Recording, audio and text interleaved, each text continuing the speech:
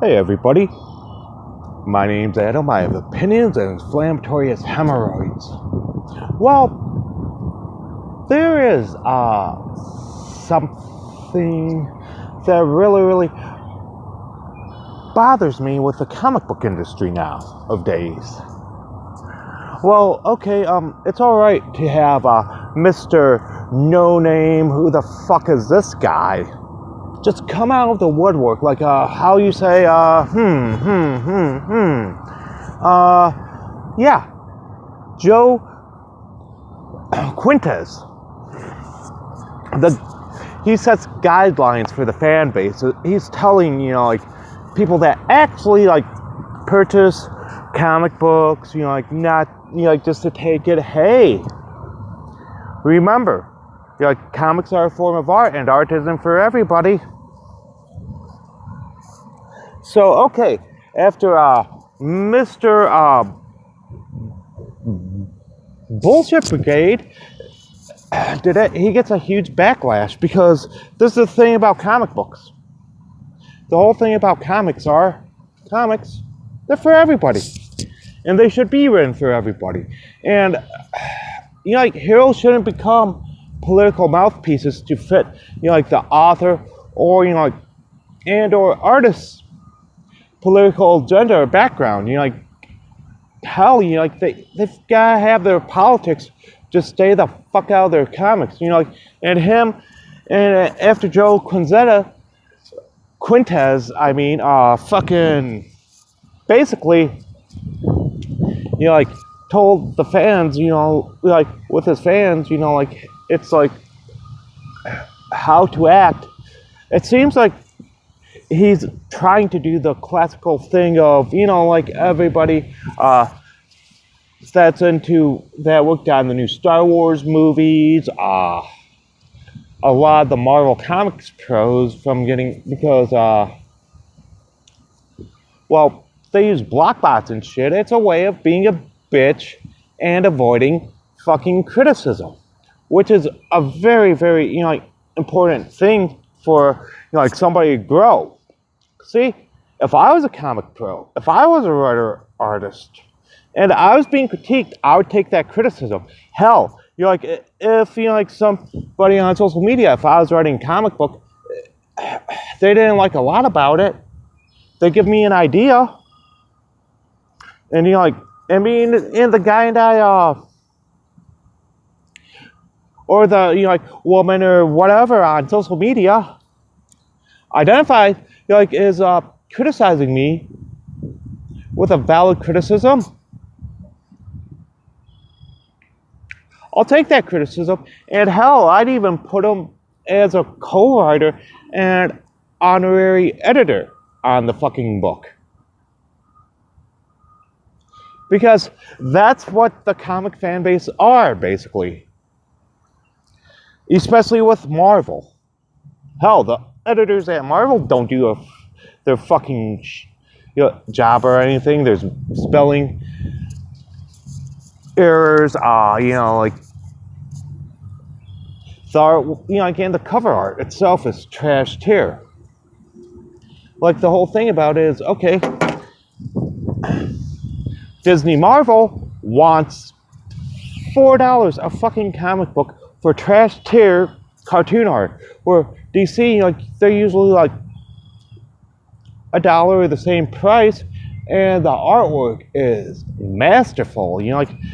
Shit, one of the coolest books that's a comic book, but it's more like a history lesson of Irish mythology, is Liam Sharp's Brave with the Bold.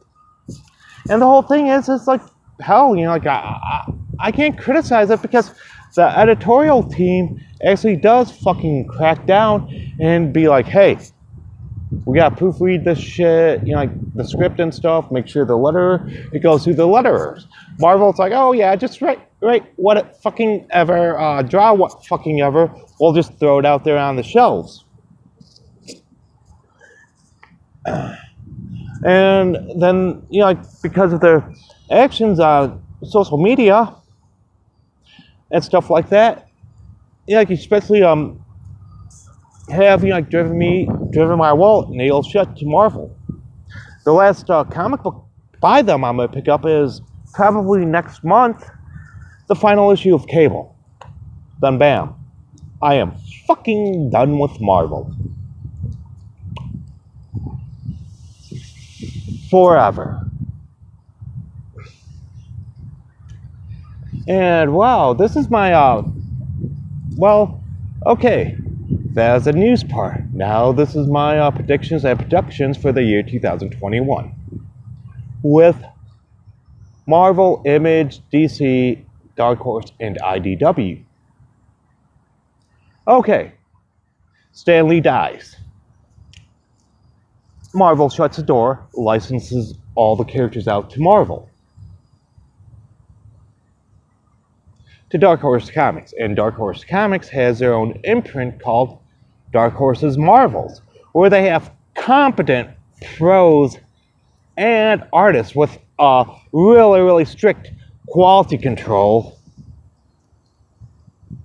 over it.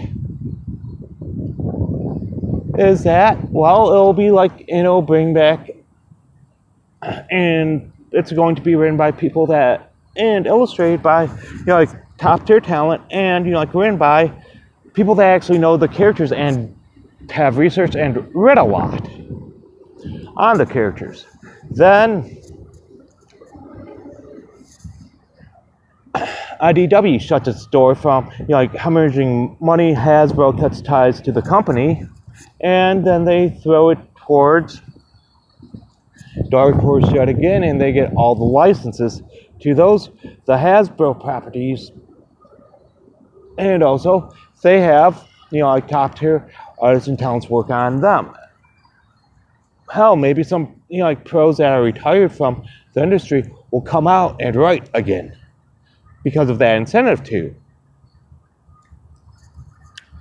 Okay, then, Image. Image, it's really, really interesting after they close the doors.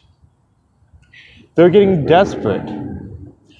Eric Larson walks off. They license off all, like their superhero titles for about, sell them to DC for about $5 million, and they own like Spawn, Savage Dragon.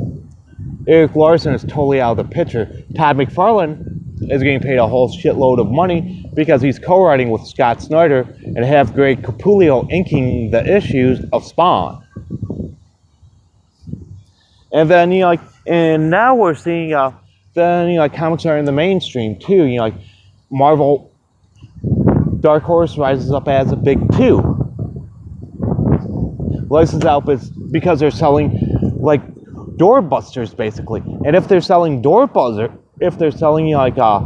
like doorbusters, they're worthy competition to DC. So they're this, and everyone that formerly worked at Marvel that has been like blockbotted, like been toxic to the fans and shit like that.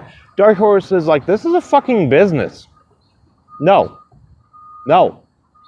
you're not working here. And then the rejects from Marvel form their own shitty indie comic book company with no help from Disney or anything.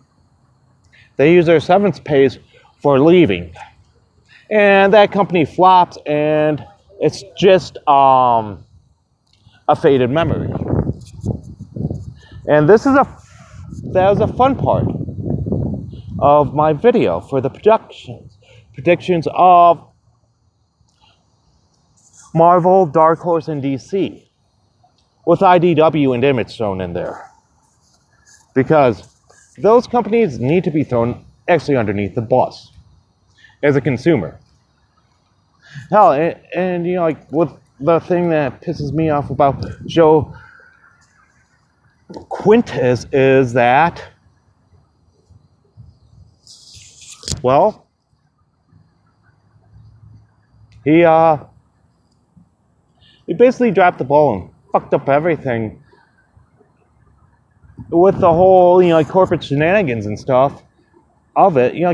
Hell, cable's the only last resort I have for a good Marvel book with, people that probably won't block you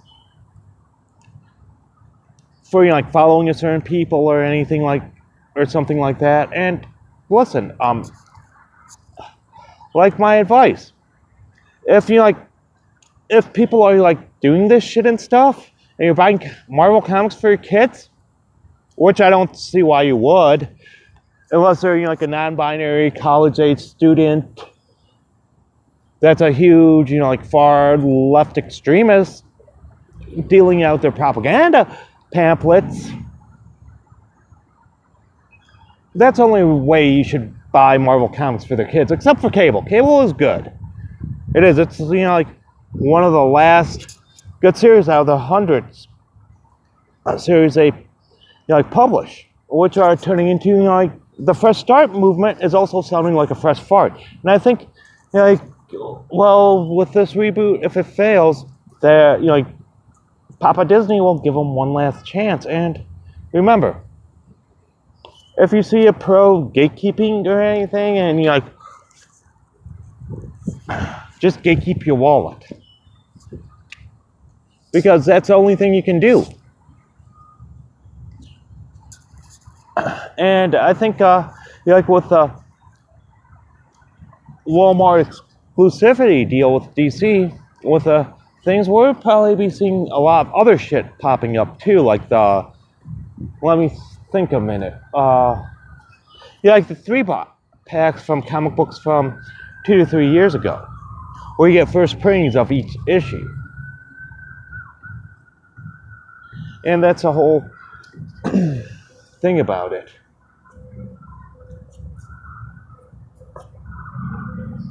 And say if they're doing stuff like that now in the industry, hell, take more stock and buy more DC books, because they actually appreciate you when you move the needle. And it's not a harassment thing. They thank you for enjoying it too, which is a good thing. DC acts on a professional level. And with the underground shit, I'm not a millionaire, I'm not rich. I'm gonna miss out on Jawbreakers, but hey, I'm gonna probably back throw money to Rich Brewmeister's Red Rooster to get a copy of that, because it's a cool storyline. Because it's about true heroism in this day and age, which is pretty disturbing and toxic to, well, everyone else, because he's a Trump supporter and a very, very liberal media, basically. See, well, until next time, be good to each other, take care, take it easy. This is your old buddy Adam signing off. God damn, it's a beautiful day out too. Go out there, enjoy it with your kids, by yourself, if you're single with no kids, because it is glorious. Perfect, temperature too, not too hot, not too cold. Well, until next time, I'll be seeing you guys around.